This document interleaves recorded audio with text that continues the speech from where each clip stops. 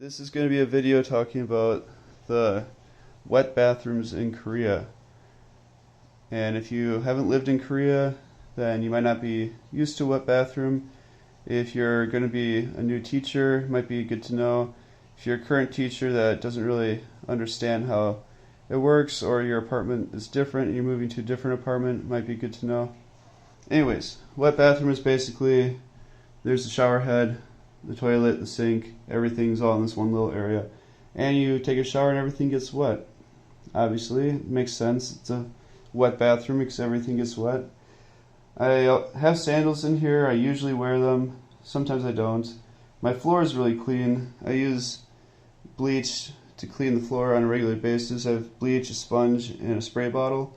So it's really easy. I at least spray down the bathroom a few times a week. Even if I don't scrub, I at least spray things down, like the toilet, the sink, and all the tiling on the floor. And then a lot of times I spray down the floor with the bleach. Well, I have it diluted with some water in that bottle, so I can spray stuff down. It's not too strong for the smell, and so it's not as hard on my skin if I get it on myself. But with the floor, sometimes I just spray on the floor and scrub the floor with my sandals, because I'm already wearing them and I don't need to get my hands dirty. And then I take a shower right after that, and I clean my feet and I clean the floor off with soap to try to get some of that bleach off. It is nice, it's convenient being able to get everything wet. Even the ceiling can get wet because it's all plastic. I wouldn't assume that the seal, the corner, is completely waterproof, but it looks like it is. And then the window, at least in my apartment, is a double window. All my windows are double windows. And in here there's a drain, so it all drains outside. So you can spray bleach in here, bleach in there, and you can spray the shower head in there to clean around all these corners, get that nice and clean. So that's convenient. Everything can get sprayed with the shower head. And I put my own shower head on there so you can have a jet or a stream. And the jet is really strong and you can clean extremely easily with it. One reason why I changed it is I have a water filter on here. This is just a cheap shower head that I got at Daiso. If you're new to Korea or if you're not in Korea yet, Daiso might be a new name for you, but Daiso is where you can buy a shower head. You can buy all your little containers for the bathroom, pots, pans, plates, silverware, glasses, shot glasses, bath mats, towels, everything. Basically, literally everything you would need for your apartment. It doesn't really have microwaves, TVs, big electronic things like that. I think it has some vacuums and things like that along those lines, but not as much. And some Daisos might not have, I should say most Daisos probably won't have vacuums, but they could. Anyways, if you're going to take a shower, move the shower head here.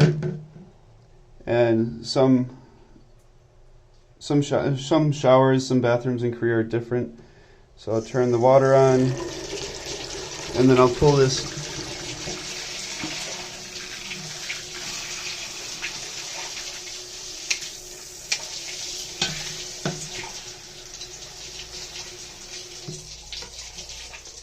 One thing to remember is I just took a shower, I put the shower head back, I'm not using it, and then I don't do anything else.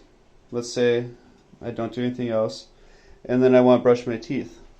And I forget that the shower head is still on. The shower head is still engaged. So then I hit there we go. I turn on the faucet and the shower starts running. And if this is pointed right at my head or my back, then I get soaking wet right before I go to work. I've done that multiple times where I had to go to work, and I turned on the sink and the shower head was still on, and I got sprayed right in the head or the back. And so then I had to change clothes right before work, or I had to just go to work wet, a little bit wet, and then dry off during the day. So to turn it off, you just push this back in. Some sinks, it's a knob that looks kind of like this, and you turn it, I think it's usually you turn it to the right, turns the shower head on, turn it to the left, turns the sink back on. Some of them, it's this kind of knob. You have to pull it out and turn it. Mine, you just pull it out, push it back in. But yeah, it's pretty self-explanatory, pretty easy to understand. And then with sinks in Korea, it's kind of weird.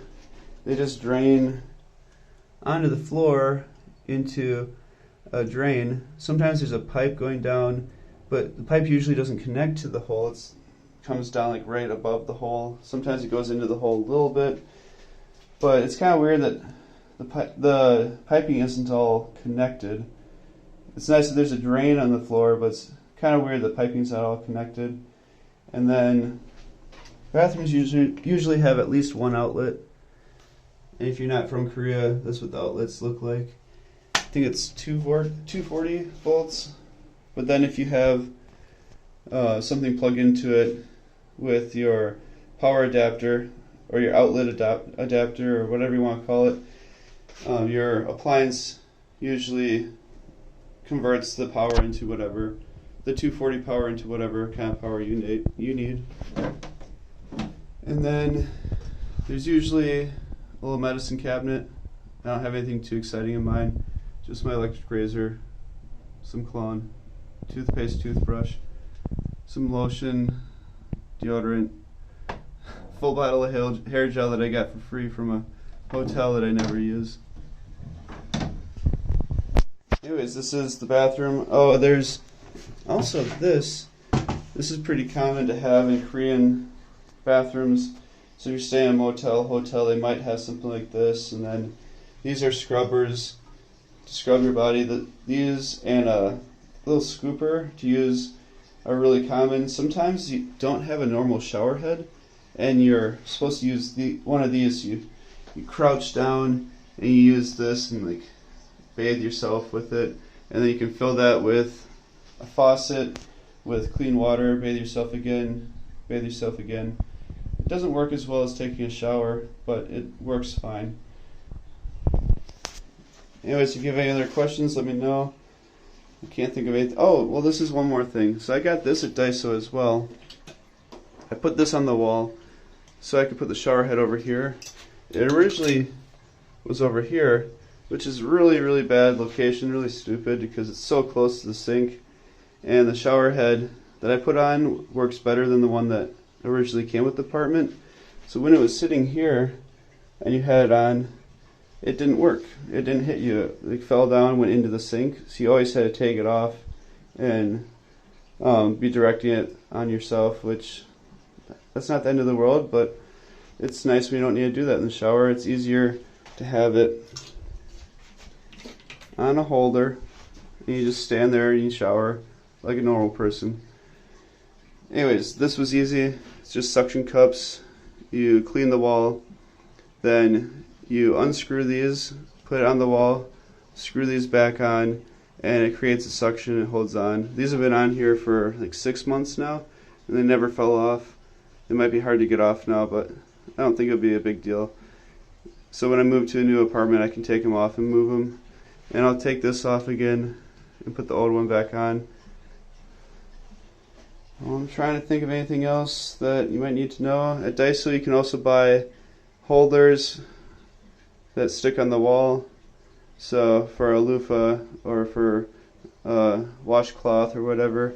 And then there's usually a towel rack. You could buy a towel rack at Daiso as well to have another towel rack. And most wet bathrooms have tile walls, tile floor, and sometimes also a tile ceiling, so you can get everything wet.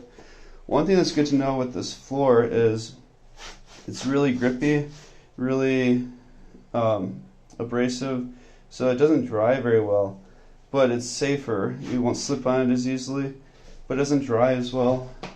So it's good to leave the door open. I don't have a fan in my bathroom.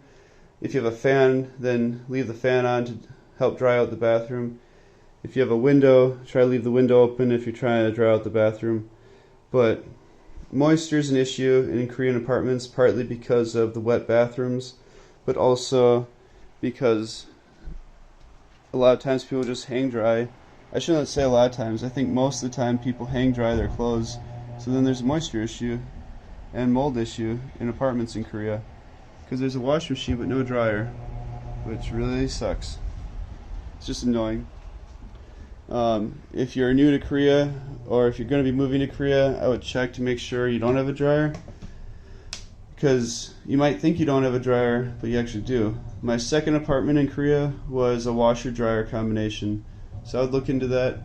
Ask your friends, ask your coworkers to look at your washing machine or take a picture of it and translate it on Papago, or take a picture and show it to your coworkers and they'll translate it for you. Anyways, have a good day.